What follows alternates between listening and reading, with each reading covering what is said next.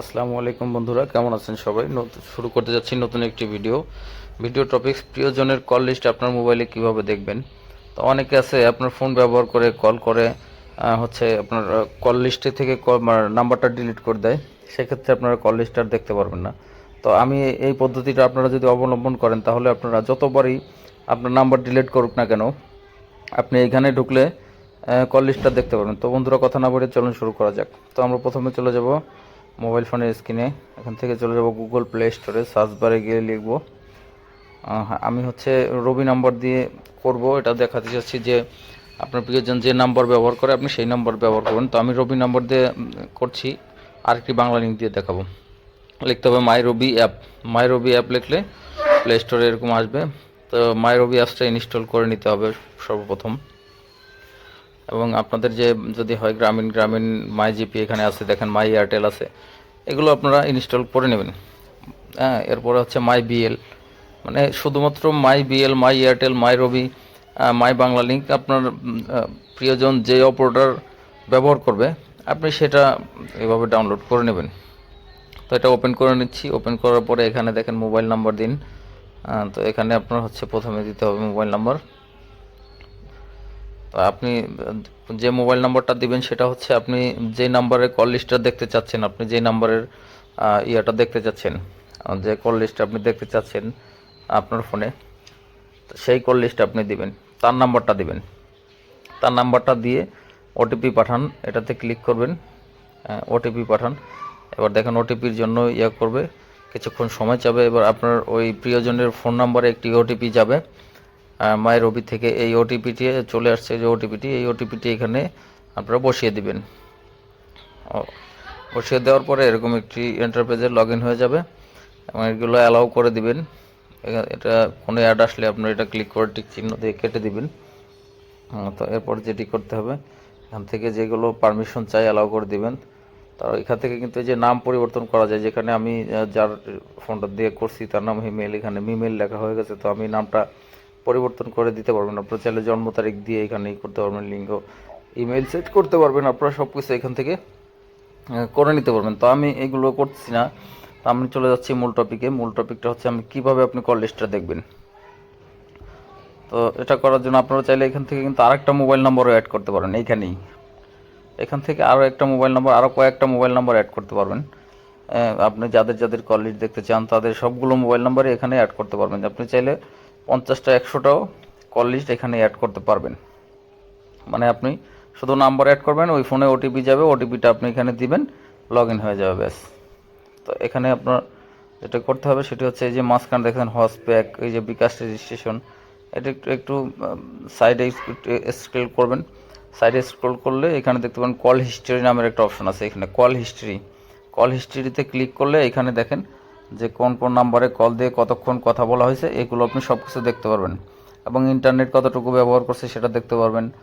এখানে দেখেন ওই যে সকল ইনকামিং আউটগোয়িং কোনটা কী, এগুলো সব দেখতে পারবেন এখান থেকে। রিচার্জ করছে কত টাকা, আর তারপরে কতটা পয়েন্ট আছে, তারপরে লোন আছে কিনা, সাবস্ক্রিপশন আছে কিনা, রোমিং আছে কিনা, এগুলো আপনারা এখান থেকে সব কিছুই দেখতে পারবেন। তো এরপরে আমরা যেটি দেখাবো সেটি হচ্ছে একটা বাংলা লিঙ্ক দেখাবো। তো এটি আমরা এখান থেকে আমরা করে দিই, কেটে চলে যাই।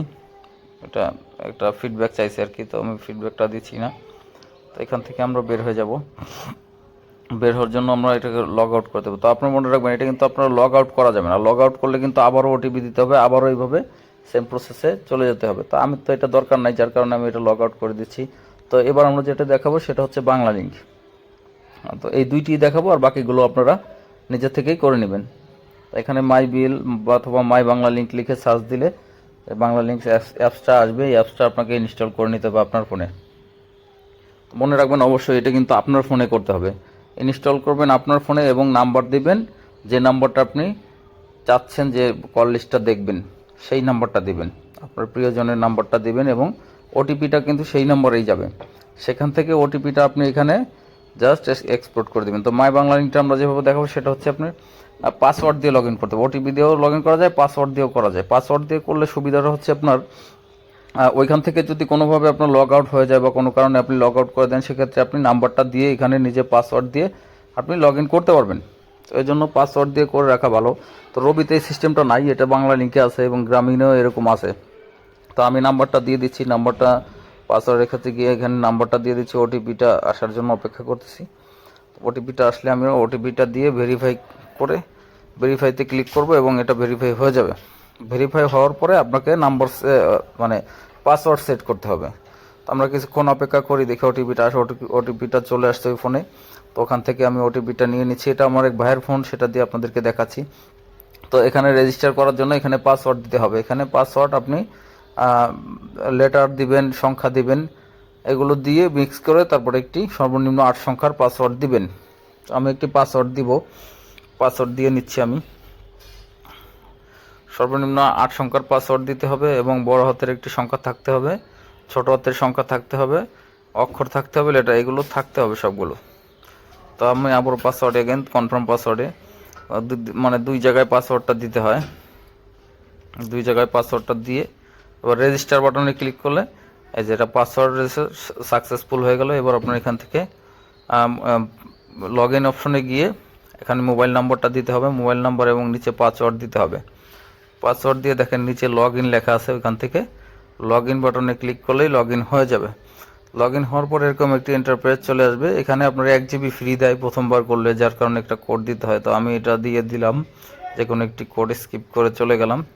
এবার এখানে কিছু দেখাবে, আপনাদের কিছু নির্দেশনা দেখাবে। এই নির্দেশনা আপনি নেক্সট করে এখান থেকে বেরিয়ে যাবেন। নেক্সট আমি নেক্সট করে দিচ্ছি, আপনার এভাবে নেক্সট করে বের হয়ে যাবেন। লাস্টে গোয়াট ইট দেবেন এবং একটা এড দেখাবে, এটা কেটে দেবেন। তো বাংলা লিঙ্কে হচ্ছে আপনি প্রথমেই দেখেন যে ইউজেস হিস্টোরি, ফ্রিজের যে ছবিটা দেখতেছেন এর নিচে দেখেন ইউজেস হিস্টোরি লেখা আছে।